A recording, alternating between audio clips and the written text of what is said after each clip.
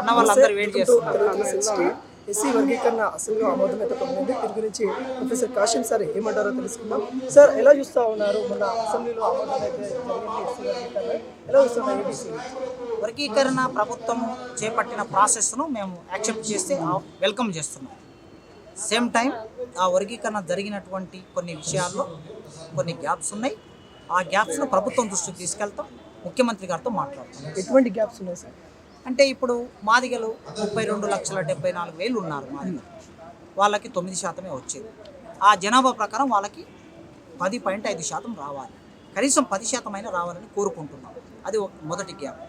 రెండవది, కొన్ని కులాలని అక్కడి కులాలని ఇక్కడ, ఇక్కడి కులాలని అక్కడ కూడా చేర్చారు.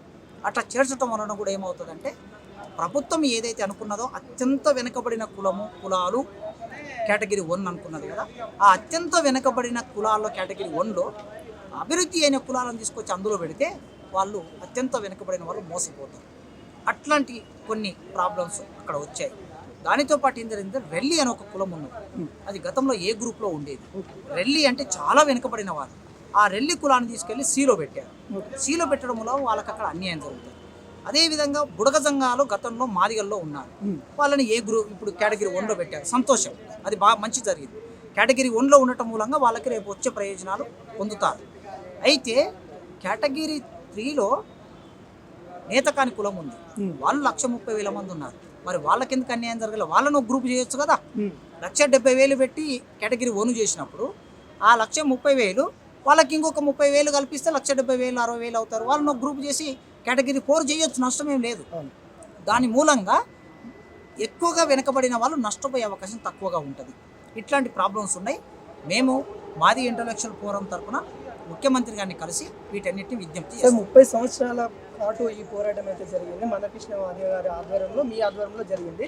ఈ రోజున దానికి అంటే హ్యాపీనెస్ అనేది ఉందా, లేకుంటే ఇంకా ఏమైనా పోరాటం ముందుకు కార్యాచరణ ఉందా? 30 ఏళ్ళ దుఃఖం, సంవాదం, పోరాటం, అమరత్వం, నిర్బంధము, కేసులు, జైళ్ళు ఇంత జరిగిన తర్వాత చట్టరూపం దాల్చబోతున్నప్పుడు ఖచ్చితంగా సంతోషపడతాం.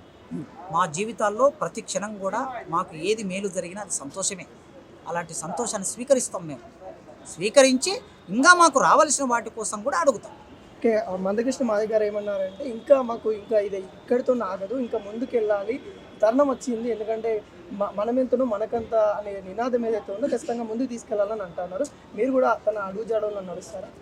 ఖచ్చితంగా. నేను 30 ఏళ్ళుగా సామాజిక న్యాయం గురించి మాట్లాడుతున్నా, రాస్తున్నా, పోరాటం చేస్తున్నా. ఆ సామాజిక న్యాయం జరిగే వరకు చిట్ట చివరి మనిషికి నా మొదటి కన్సర్న్ ఏమిటంటే మాదిగలు మాలలు కాదు. నా కన్సర్న్ డక్కలోళ్ళు. నా కన్సర్న్ రెల్లి, సింధు, మాస్టి, వాళ్ళ పట్ల నాకు కన్సర్న్ ఉన్నది. వాళ్లకు లాభం జరిగే వరకు నేను పోరాటం చేస్తూనే ఉంటాను. ఎందుకంటే ఈ భారతదేశ రాజ్యాంగ ఫలితం అట్టడుగు మనిషికి చేరాలని అంబేద్కర్ కోరుకున్నాడు. అది చేరడానికి జరిగే పోరాటంలో భాగం. సార్, ఫైనల్గా ఒక క్వశ్చన్ ఏదంటే మాలా మాదిగల సందర్భించి మొన్ననే రీసెంట్గా చూసాము, గొడవలు అవుతా ఉన్నాయి. అన్నదమ్ముల్లాగా ఉన్న మాలా మాదిగలు గొడవలు పెడతా ఉన్నారు అని కూడా అంటారు. ఎలా చూస్తారు? మా మధ్యన నాకు తెలిసి హోరాహోరీగా వైరి వర్గాలుగా ఒకరి మీద ఒకరు దాడులు చేసుకొని కొట్లాడుకొని చంపుకున్న సందర్భాలు లేవు. మీరు చూస్తున్నారు 30 ఏళ్ల కాలంలో ప్రారంభంలో చిన్న చిన్న ఇన్సిడెంట్లు 1-2 జరిగాయి.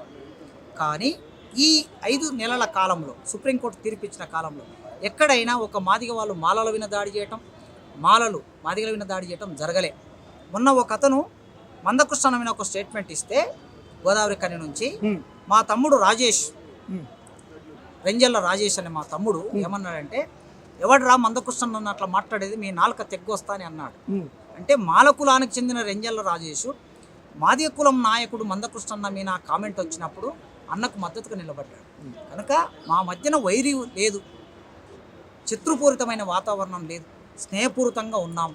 చిన్న సమస్య వచ్చింది, కుటుంబంలో చిన్న సమస్య వచ్చింది, ఆ చిన్న సమస్యను పరిష్కరించుకొని మేము ముందుకెళ్తాం. థ్యాంక్స్. ఓకే, ఇది మేము స్వాగతిస్తున్నామని కూడా ప్రొఫెసర్ కాశీ సార్ అయితే చెప్తా ఉన్నారు. ఏదైతే వర్గీకరణ సంబంధించిన వాటిలో చిన్న చిన్న తప్పిదాలు అయితే ఉన్నాయి, వాటికి సంబంధించి కూడా మేము సీఎం రేవంత్ రెడ్డిని కలిసి వాళ్ళకి విన్నపిస్తాము. అదేవిధంగా ఏదైతే మందకృష్ణ మాదిగ గారు చెప్తున్న విషయాలు ఏవైతే ఉన్నాయో వాటిని కూడా మేము ఒప్పుకుంటాము, వారితో కలిసి ముందుగా వెళ్తాము. ఏదైతే అట్టడుగు వర్గాలకు సంబంధించి ఎవరైతే ఉన్నారో వాళ్ళకి ఏదైతే రాజ్యాంగం కల్పించిన హక్కులు చేరేంత వరకు పోరాడతామని కాశీ సార్ అయితే చెప్తా ఉన్నారు. కెమెరామెన్ రవీందర్తో మీ అనిల్.